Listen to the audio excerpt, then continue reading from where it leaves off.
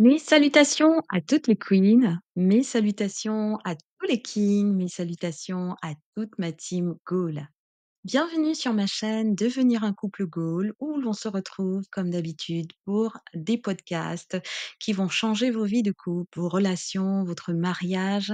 Et si vous êtes en difficulté ou si vous cherchez le bon conjoint ou si vous aspirez à avoir de très très bons conseils, des tips, et également, si vous avez des doutes, des questions, vous venez ici pour confirmer, en tout cas, ce qui se trouve dans votre cœur, dans votre témoignage intérieur, pour confirmer vos choix et également pour chercher des conseils et aussi des orientations et poser des réflexions et des analyses pertinentes pour pouvoir avoir une vie de couple et une relation réussie, couronnée de succès, de bonheur, de paix, de sérénité et de prospérité.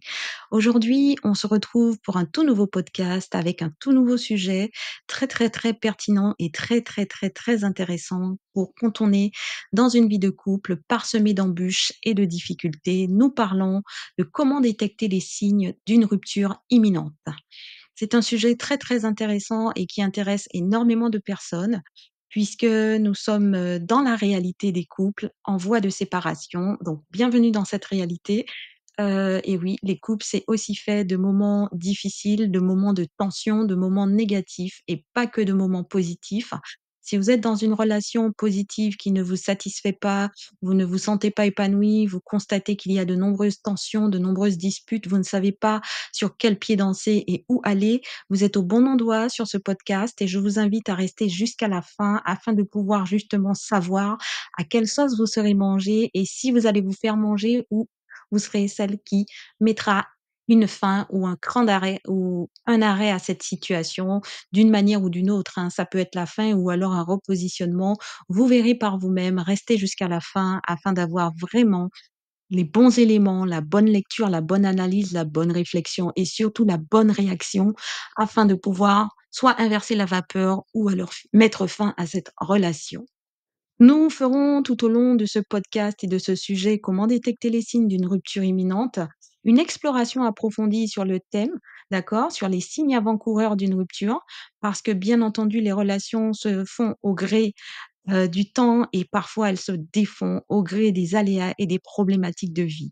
Donc il devient de plus en plus simple aujourd'hui de rompre, même si cela reste douloureux, ça reste une démarche qui est devenue extrêmement simple et banalisée. Mais néanmoins, afin d'éviter d'en arriver à de telles, finalités, afin d'éviter, d'arriver à de telles extrémités, et surtout afin d'éviter d'être surpris et surprise, comme on dit: «Homme battu, homme surpris», il est bon de pouvoir, anticiper, de pouvoir en fait avoir cette lecture pour pouvoir justement, se positionner, pour pouvoir justement se barricader, se blinder, pour pouvoir avoir les bonnes armes et les bons outils pour pouvoir réagir.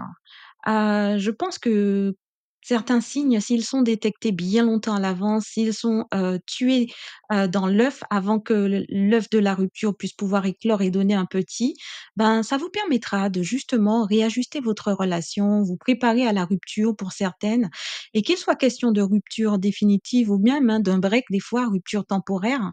Je pense que tout au long de la relation, eh bien, il y a des signes avant-coureurs qui sont semés au quotidien, tels des petits cailloux blancs là. Vous connaissez l'histoire du petit pousset qui semait des petits cailloux blancs dans la forêt afin de ne pas se perdre? Ben, justement, dans votre relation de couple, elle est parfois parsemée de petits cailloux blancs pour pouvoir vous dire: «Attention, attention Caro, il y a un problème. Attention, il y a une rupture qui va si ça continue comme ça va être la rupture. Attention Damien, attention Mamadou». Voilà.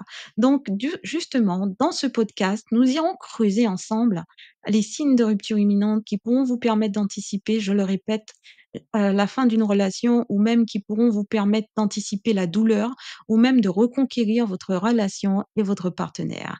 Pour ce faire, je vous invite à rester jusqu'à la fin et je vous invite surtout à cliquer sur la cloche de notification pour ne rater aucun des autres podcasts qui vont parfaire ce podcast que je suis en train de vous faire et d'également liker parce que c'est quelque chose qui peut vous aider, m'aider, mais aider les autres et voilà donc et n'hésitez pas à partager si vous avez une amie, une sœur, une cousine, un copain, un ami qui est dans la situation et pour vous, c'est évident, mais pour cette personne, ça ne l'est pas.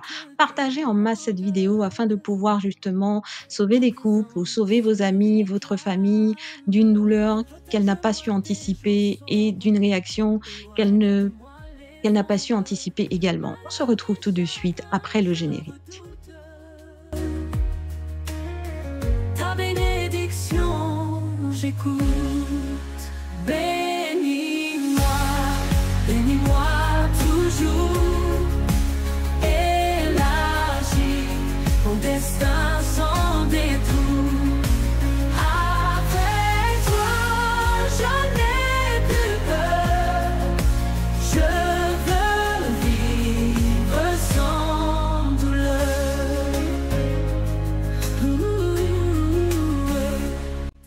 Alors, j'ai tenu à vous parler des signes d'une rupture imminente parce que aujourd'hui, nous vivons dans une société où tout le monde est ultra préoccupé, tout le monde est ultra busy, ultra vraiment, on est dans notre petite sphère, dans notre petite bulle où il n'y a plus de place pour pouvoir communiquer, interagir, se poser, observer, réfléchir, analyser. Et bien souvent, dans la relation de couple, eh bien, nous sommes tellement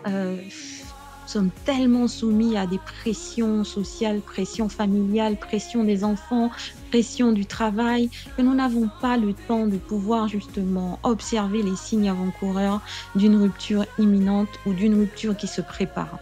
Nous n'avons plus le temps. Du coup, bien souvent, nous sortons du boulot, nous sommes dans la relation et nous sommes lavés, nous sommes rincés, nous sommes essorés, tel un vêtement qui sort d'un programme express d'une machine à laver. Et nous disposons de peu de temps, peu d'opportunités pour nous-mêmes, pour la relation, pour notre conjointe, pour notre conjoint, pour notre compagnon, pour notre femme, pour notre épouse, pour notre mari.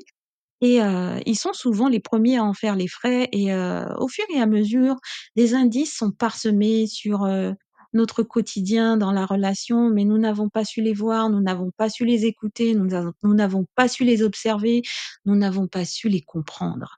D'où la raison de ce podcast pour pouvoir justement vous donner un coup de pouce, vous donner un petit coup de boost afin de pouvoir vous réveiller de cette torpeur, de cette apathie, relationnelle, et ouvrir vos yeux, ouvrir vos oreilles, votre entendement, votre raisonnement afin de justement non seulement lire les signes avant-coureurs, mais aussi comprendre que les signes avant-coureurs d'une rupture dans une relation ne se limitent pas seulement à des simples critères relationnels.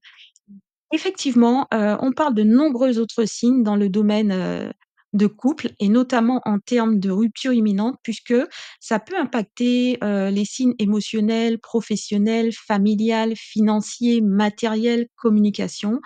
Et j'ai trouvé intéressant de pouvoir traiter ce sujet parce que trop souvent, on parle de l'aspect relationnel. Voilà, il y a des signes relationnels, mais on ne fait pas attention aux autres signes qui sont tout aussi importants et qui, selon la fréquence, selon la quantité, peuvent justement vous donner aussi l'imminence dans le temps. Parce qu'on peut parler d'imminence, c'est-à-dire dans 6 mois, mais on peut parler d'imminence dans 3 mois, dans 1 mois ou dans 1 semaine. Et donc, si vous êtes vraiment bien aguerri, si vous avez la connaissance, et bien, comme on dit souvent, la connaissance, c'est le pouvoir. Connaître, c'est pouvoir. Donc, quand vous avez la connaissance, vous avez une puissance, vous avez un pouvoir pour pouvoir justement vous repositionner, pour pouvoir réagir d'une façon totalement adéquate et non inadéquate. Et du coup, nous allons de ce pas aborder les signes de la rupture. Alors, l'un des premiers signes qui apparaît quand, la rupture commence à se profiler, c'est-à-dire qu'on commence à penser à une rupture, à: «Est-ce que je suis bien dans cette relation? Est-ce qu'il me faut rester? Est-ce qu'il me faut partir? Est-ce qu'il faut faire un break?» Eh bien, vous n'avez plus les mêmes envies. C'est-à-dire que vous constatez qu'au fil du temps, il y a un décalage entre vos envies et les envies de votre partenaire. Il y a, totalement, quand cette personne veut sortir, vous n'en avez pas envie. Quand cette personne, veut, aller au cinéma, vous n'en avez plus envie. Quand cette personne, veut, un câlin, vous n'en avez pas envie. Quand cette personne veut discuter, vous n'avez pas envie. En fait, vous n'avez envie de rien. C'est comme une perte d'élan vital dans le couple, en fait. C'est-à-dire que l'élan vital, l'élan qui faisait vivre le couple, Voilà, cette envie de faire les choses, cette envie de vivre les choses ensemble, cette envie de partager, cette envie de conjuguer, elle n'est plus présente. Et donc dès lors où vous constatez que tout ce que vous souhaitez faire, tout ce que vous souhaitez dire, tout ce que vous souhaitez partager, eh bien, il n'y a plus cet élan, il y a une perte de cet élan vital du couple, il y a danger et vous pouvez d'ores et déjà vous dire qu'il y a questionnement concernant l'avenir de votre relation et que cette personne, si ce n'est pas vous, commence à se poser la question. Si c'est vous, ben là également, vous pouvez d'ores et déjà vous dire que il y a quand même, un c'est le début, en fait, de la fin d'une relation ou d'un break où vous commencez à douter de l'avenir de votre relation. Le deuxième point qu'il est important, de noter, c'est que vous n'avez plus ou vous n'avez pas de projet de vie. C'est-à-dire qu'à un moment donné, quand vous étiez en couple, quand cela fonctionnait, quand, tout était beau, il est beau, elle est belle, je l'aime, il m'aime, voilà. Quand vous étiez, en train d'envoyer 10 000 cœurs et des messages, à volonté, vous aviez des projets à 2. Vous vouliez voyager, dans 1 an, vous vouliez vous marier dans 6 mois ou dans 8 mois, vous souhaitiez faire des enfants et vous constatez en fait que tous les projets que vous aviez faits à 2 sont avortés. C'est-à-dire qu'on ne parle plus de voyage, on ne parle plus de mariage, c'est même annulé, vous ne voulez plus d'enfants ou vous repoussez de manière, totalement, intelligente, je dirais, une intelligence qui dit qu'il vaut mieux repousser que de parler de: «Ouais, je doute», voilà, vous repoussez. En fait, tous les projets tombent à l'eau et vous ne vous projetez même plus à 2. Vous constatez que vous ne vous projetez plus à 2 et que vous vous projetez quand vous envisagez l'avenir ou quand cette personne envisage l'avenir, eh bien, elle se projette seule. Elle commence à faire des plans, mais seule. «L'année prochaine, j'irai à tel endroit». Quand elle parle, cette personne, vous entendez le «je» et plus le «nous». Voilà, le «nous» disparaît au profit du «je». Quand vous constatez ce signe également, il y a danger de rupture et de rupture imminente. Ça veut dire que cette personne, au-delà du doute, commence déjà à se projeter et à s'envisager seule, sans vous, voilà, ou éventuellement avec une autre personne, mais en tout cas, vous ne faites plus partie de l'équation. Le troisième point qu'il est intéressant de faire attention dans un couple, c'est quand vous commencez à constater une distance physique. C'est très, très important, quand vous constatez qu'il n'y a plus de contact physique, c'est-à-dire un simple contact où on vous tenait par l'épaule, on vous prenait la main pour vous parler, une caresse dans les cheveux, sur la joue. Il n'y a plus de contact physique. A fortiori, il y en a plus non plus dans le couple quand vous êtes mariés, il y a plus de relation, d'intimité, voilà. Vous constatez que cette personne est distante physiquement. Posez-vous des questions. Il y a danger également. Ça veut dire qu'une rupture peut être proche. Ça veut dire qu'il y a quelque chose qui est rompu, d'accord? Que cette intimité, ce contact qui était recherché auparavant et qui faisait vivre la relation d'une manière physique et qui entretenait la relation de manière physique, puisqu'on a besoin de contact physique, on a besoin de cette harmonie, de cette intimité, de cette complicité physique pour pouvoir faire vivre une relation. Si vous constatez que cela devient de moins en moins fréquent jusqu'à venir à disparaître dans votre relation, eh bien là encore, c'est un signe de rupture imminente. Il y a également en quatrième point, on parle de distance émotionnelle. Non content d'avoir la distance physique, la distance émotionnelle est également un signe avant-coureur, qui peut indiquer justement que la rupture n'est pas très, très loin. C'est-à-dire que cette personne ne s'implique plus émotionnellement et vous constatez un retrait émotionnel. C'est-à-dire qu'elle n'exprime plus d'émotions pour vous exprimer son affection. Elle n'a plus d'expression pour vous dire qu'elle vous aime. Elle n'a plus son regard n'est plus affectif. Émotionnellement, il n'y a plus cette transmission de messages de sa personne à votre personne, tant dans les mots que dans l'attitude, que dans le regard, que dans les mimiques, que dans les attentions. Puisqu'on peut transmettre une émotion à travers les mots, à travers les gestes, à travers un regard, mais aussi à travers une attention, un petit cadeau. Voilà. Et donc, du coup, vous constatez que cette personne ne s'implique plus émotionnellement avec ses mots, elle ne s'implique plus émotionnellement avec son regard, avec, ses attentions, avec, voilà, il y a un retrait. Il y a et cette personne préfère se taire, elle devient taiseuse émotionnellement, mais également de par ses gestes et de par ses mimiques.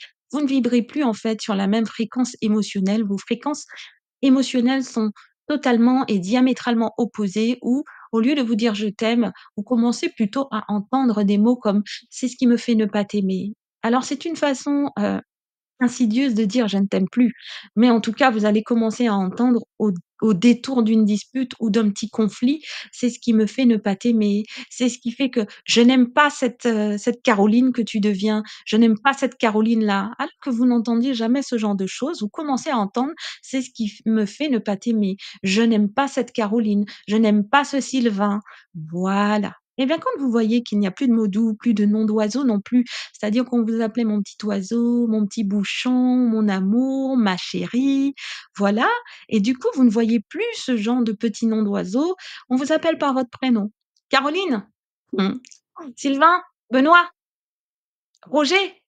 Voilà. Il y a plus de Roro, Caro, voilà. Quand vous constatez, aussi que même, ça, vous ne l'avez plus, ben, vous pouvez vous dire qu'il y a vraiment cette distance émotionnelle qui est créée volontairement et ce retrait émotionnel pour pouvoir se désengager émotionnellement de la relation, il y a danger de rupture. Voilà, vous commencez progressivement à glisser dans une indifférence émotionnelle. Ensuite, le cinquième point, c'est quand vous constatez qu'il y a des disputes et qu'elles sont récurrentes, elles sont à répétition. C'est-à-dire qu'avant, quand vous étiez en couple, les disputes, il y en aura toujours, hein, d'accord? Donc ça, on est tout à fait d'accord. Contre, quand vous constatez que les disputes sont de plus en plus fréquentes, à savoir à raison dans le mois, vous en avez sur 31 jours une vingtaine. C'est quasiment tous les jours une friction, un foie si vous ne voulez pas être dans la dispute violente ou alors, tous les 2 jours, tous les 3 jours même, c'est trop fréquent, toutes les semaines, vous êtes en dispute, vous êtes en foie. Posez-vous des questions. Pour un rien, c'est un drame, cela vire au vinaigre avec des disputes sans fin, des insultes, des reproches, des critiques acerbes et en plus sans résolution constructive de la dispute, posez-vous des questions. Ça veut dire que vous êtes arrivé à un point de non-retour. Vous êtes arrivé à une situation où la tension entre vous, ne redescend plus et elle ne fait que monter crescendo et chaque dispute crée une distance, un vide et elle vous précipite dans la fin de cette relation, c'est-à-dire une rupture imminente. Ensuite, le sixième point, c'est quand dans votre vie au quotidien, vous constatez que quand vous vivez ensemble, votre vie s'apparente plus à une colocation qu'à une vie de couple.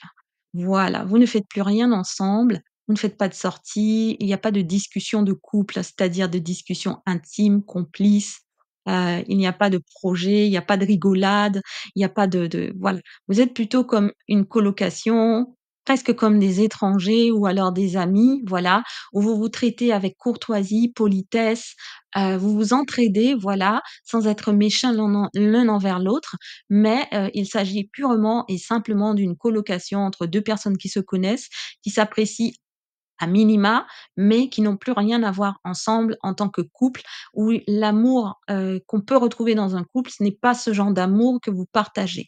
Voilà, dès lors où vous commencez à vivre comme des colocataires, «Je t'ai lavé ton linge, je l'ai déposé, il est sur le séchoir», vous récupérez que vos vêtements à vous, vous, tournez votre dos dans le lit, vous ne quand l'un s'assoit dans le fauteuil, pour regarder un programme, l'autre s'en va pour regarder, son programme, dans sa chambre.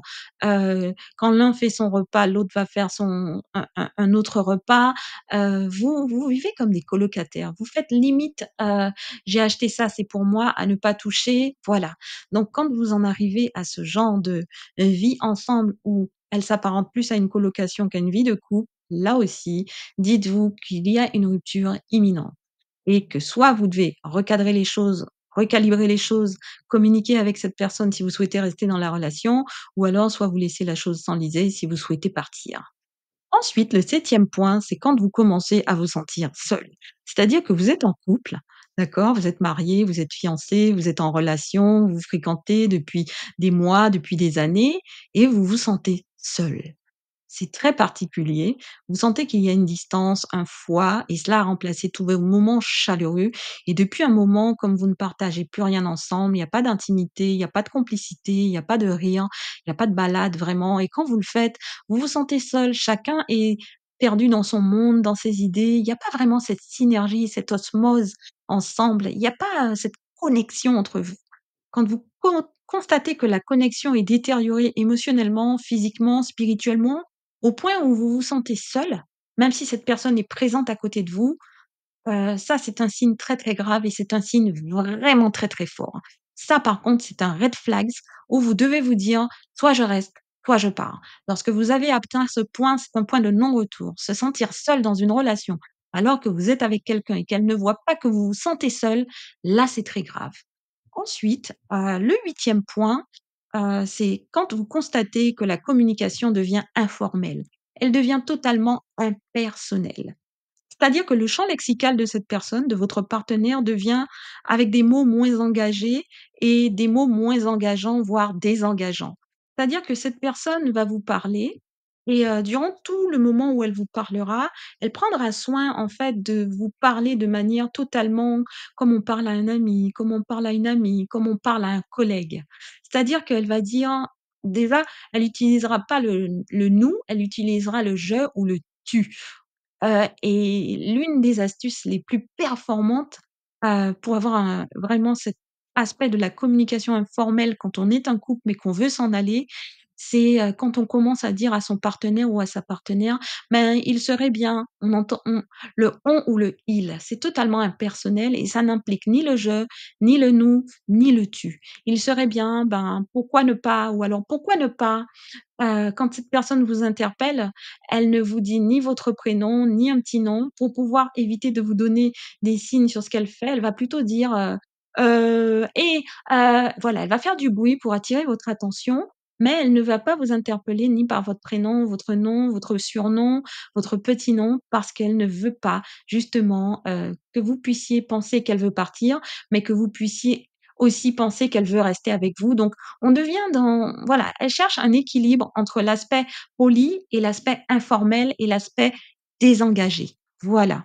Donc du coup, des vides s'installent aussi, dans vos conversations. Vous constatez qu'il y a des moments, des silences pesants, comme si vous n'aviez plus rien à vous dire. Les appels, les SMS se raréfient et font place à des messages de l'ordre de l'urgence ou de l'ordre de la nécessité, et quand vous parlez de sujets d'une banalité affligeante, toujours de l'ordre du nécessaire, de l'ordre du vital, voilà. «Je t'ai pris tes médicaments, j'ai fait le plein dans la voiture, j'ai rentré tout ça dehors pour que, voilà, ça ne puisse pas, prendre de l'eau, ton patron t'a appelé, j'ai rencontré ta mère qui m'a demandé de te» voilà. On est dans la transmission de messages vraiment nécessaires et vitaux et pas dans un échange, dans une énergie positive, dans la transmission d'une affection, d'une émotion particulière, on est dans l'aspect informel d'une relation. Le neuvième point, c'est quand vous observez un certain laisser-aller du point de vue esthétique, du point de vue vestimentaire et du soin que la personne apporte. C'est-à-dire que cette personne, votre partenaire qui était coquette ou coquet avant, qui prenait soin de sa personne à la maison, voilà, qui avait plaisir à vous séduire, à vous plaire, à faire des efforts, voilà. Eh ben, vous constatez qu'au fil du temps, cela ne l'affecte plus de pouvoir vous plaire, de pouvoir faire attention à sa tenue vestimentaire en votre présence, à la façon dont cette personne mange, se comporte, voilà. On tombe dans totalement des réactions et on tombe dans des comportements où cette personne n'a que faire de vos yeux, de votre avis et de ce que vous pensez d'elle, de comment elle est habillée, de si elle est propre, de si elle est pas propre, de si elle est bien habillée, de si elle est belle, pas belle, beau, pas beau, voilà. Cette personne commence à avoir un laisser-aller en votre présence, pas en présence des autres. Ça veut dire que là, on est tombé dans une totale indifférence concernant votre personne et qu'elle n'espère plus rien de vous et qu'elle ne souhaite pas forcément poursuivre la relation ou vous séduire ou qu'elle n'est plus dans voilà, elle n'est plus dans cette idée que elle a envie d'être avec vous, que votre regard lui importe, que voilà, on est tombé dans cet aspect où ça l'indiffère. Quel que soit ce que vous pensez d'elle, elle est indifférente cette personne et voilà, le reste, c'est une question de temps, de moyens, d'organisation pour s'en aller.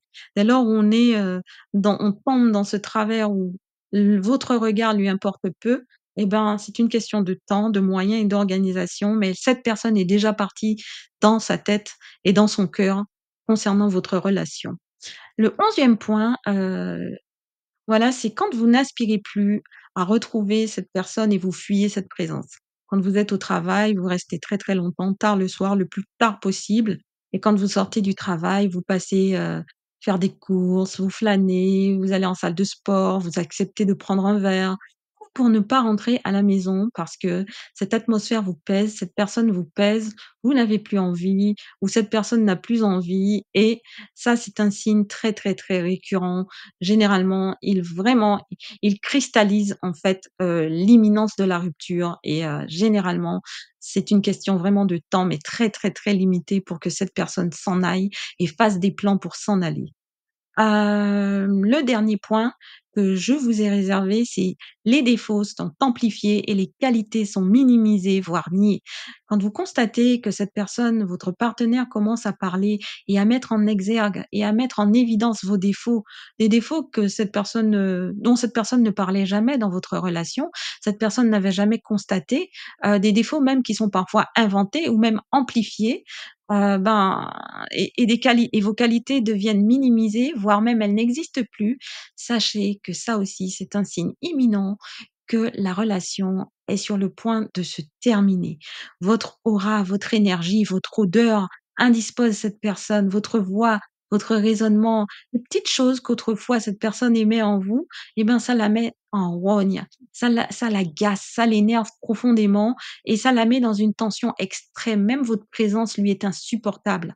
Quand vous constatez ce point de non-retour, là, vous pouvez vous dire que la rupture n'est pas imminente, elle est consommée. C'est-à-dire que si cette personne est obligée encore de partager son quotidien, de partager un logement avec vous, sachez que la rupture, elle n'est plus imminente, elle est présente et elle est consommée dans son cœur, dans son être, dans son attitude et dans ses comportements.